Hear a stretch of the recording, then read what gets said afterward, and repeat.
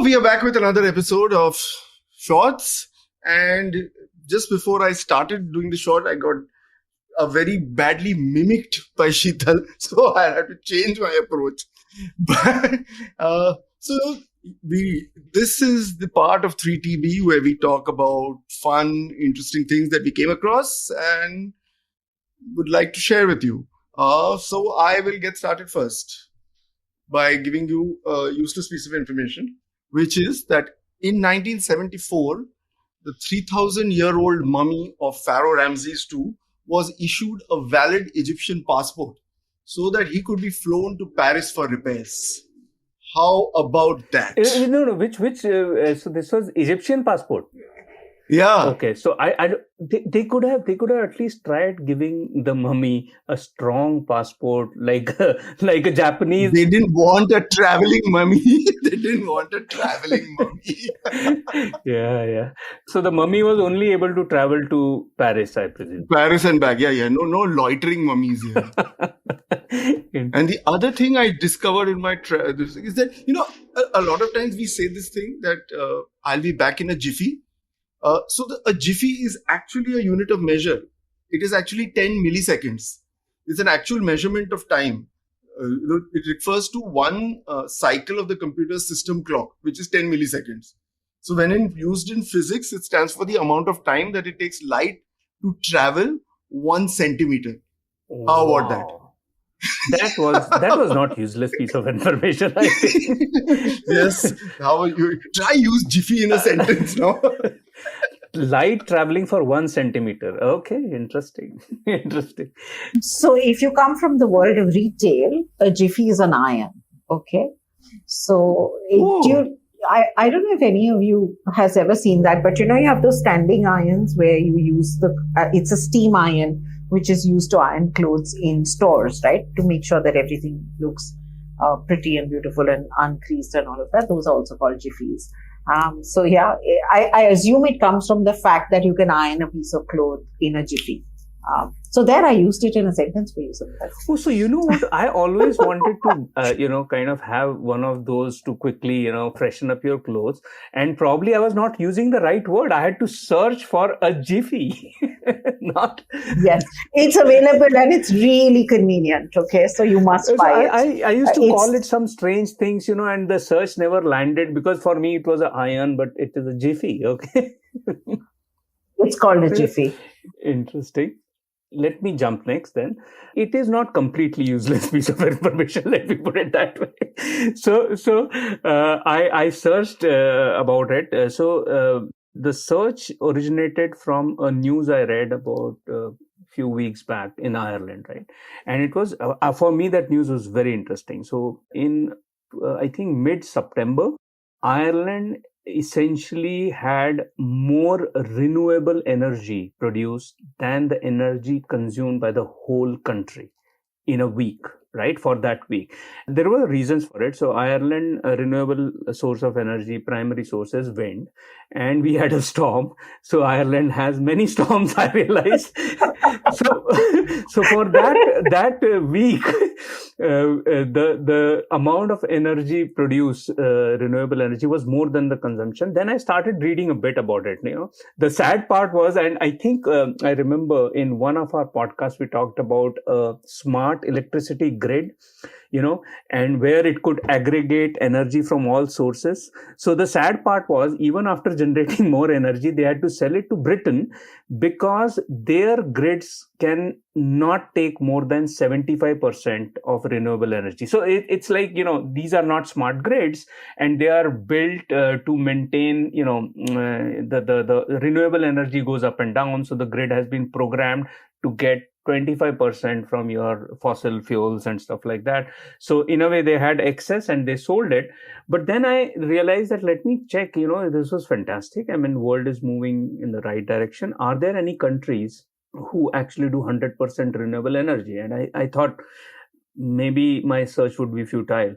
I was shocked. There are 3 countries who completely use renewable sources for their energy needs. These 3 countries are, one I could have predicted, the other 2 no. So the one I could have predicted was Iceland. So Iceland has completely renewable energy, is 75% water and 25% geothermal. The other two were totally, I didn't know them at all. So which is Albania and Paraguay. Both have 100% hydel power, water, 100%. So these three countries, Albania, Paraguay, and Iceland, do not use. But just like your wind case, are these two underwater or something? Because of that, they're generating God only. And by the way, there was a close fourth, which was also predictable in my mind, was Norway, which generates 97% of its needs again from water. So apparently in November 2020, the local council of an Austrian village voted to change the name of the village to Fugging, okay, to resolve some long-standing problems. The change took effect on 1st Jan 2021. The village's name this village's name has been a subject of international attention and humor for years, and the old name was there for 1,000 years. And the change was intended to kind of put an end to these issues while preserving historical significance. So you can just guess the old name of this village. I've been doing extensive research in the space of OTT, film, TV, all of that. And I remember, Nilesh, when we were in your house, we were talking about how Apple TV has great, series and cinema and things like that. And Netflix is becoming a little boring. And, none of us is really a fan, in those days at least, of Sony Lives and Z5. I don't think we're their audience would be. Having said that, I discovered a platform which is called movie.com. Okay. And I don't know if y'all are aware of movie.com, but Movie actually gives you some really interesting cinema from around the globe. And it's something that I would love to subscribe to. So if you're a movie buff, if you're a person who, wants to watch alternative cinema, you're fed up of the US onslaught on your senses, etc. They have everything from the Cannes Film Festival, Venice Film Festival, stuff like that. And the kind of movies that I'm seeing over there, I would absolutely I think I would just stop watching all other OTT channels. So I'm veering more and more towards, so I've just paid for the subscription of Movie. So Miran, interestingly, Movie.go in India has partnered with PVR. And with their subscription, you get a movie ticket free every week for movies that they have, they launch. So PVR has some scheme of like from X amount, you can see some 30 trailers, or they have a day pass now. You can see as many movies in a day and stuff like that. No, but this is very interesting because they bring these really well-known cinema, or at least not well-known, but critically acclaimed cinema into the theaters, and you can get, so part of your subscription is also a movie ticket. And I thought that's an interesting play. It may not give you a choice of time and things like that, but hey, I'm sure you can go and watch a movie a week. So I think that was my discovery this week of this new, it's not new, it's old, of this platform which gives you fantastic cinema. And Nilesh, because you're a buff, I know, and Sameer, so are you. All three of us like our movies. Good. So I think, this whole shorts thing started out by us trying to have more fun than we were already having. So I thought, let me find some scientific basis for this. So went and dug up some information, and I found that scientists have discovered that it takes about approximately 400 repetitions of listening to a task for a new synapse to be covered and created in the brain.